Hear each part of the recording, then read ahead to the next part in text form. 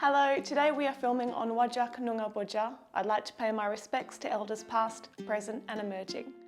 Last week we talked about trauma, what it is, how it can affect people differently and how we can better understand survivors of trauma. This week we're going to really quickly explore something called the stress response. Now, you've probably heard of the stress response before, but you may have heard of it called the fight or flight response.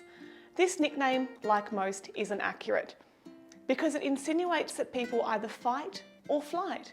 There's actually a range of behaviours that can happen in a stress response. So what is it? The stress response is activated when your brain receives a message that you're in danger and your body reacts faster than your common sense does. A perfect example of the stress response in action is when you're watching a scary movie and there's a sudden loud sound or someone suddenly appears. Your body reacts, usually by jumping or screaming a little, before the logical part of your brain reminds you it's just a movie and you aren't actually in any danger. You relax and usually feel a little embarrassed. So how does this relate to trauma?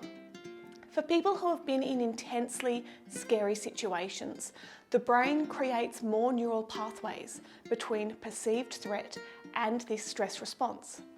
That means in the future, they're more likely to react with a stress response than a typically developing person. So in a situation where you might not feel there's any danger, they may react in a big way. This is sometimes incorrectly labelled as being overly reactive or easily startled. Really, it's their brain's way of keeping them safe, based on past experiences. These stress responses, as I said before, are more than fight or flight. They can also be freeze, where a person does exactly that, freezes. Their body may keep moving, but their conscious mind is elsewhere. In young babies, we can sometimes see a flop response, where the baby quite literally flops down, almost like it's fainting. The little baby's body doesn't know how to cope with the terror, so it just shuts down. Now, when I use the example about the scary movie, what happens right after the stress response finishes? You feel a little embarrassed.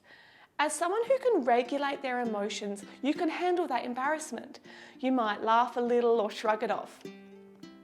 But someone who struggles to regulate their emotions, that embarrassment can quickly turn to aggression or shame if the people around them respond to it poorly. If you're working with someone who's experienced trauma and they have a stress response, they suddenly become aggressive or jump away or freeze, the emotion they're likely feeling right afterwards is one of intense negative embarrassment.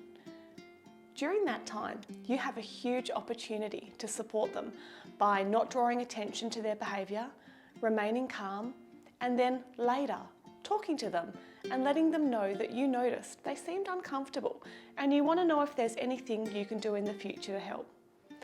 This works to empower them and shows them that you care for them even if they struggle to manage their behaviours when they're scared.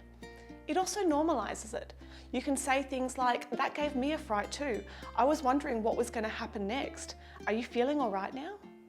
Now, sadly, that's all we have time for today, but I hope you've learned something. If you have any questions, please email us on the link in this post and join us next time for our Snapshot learning.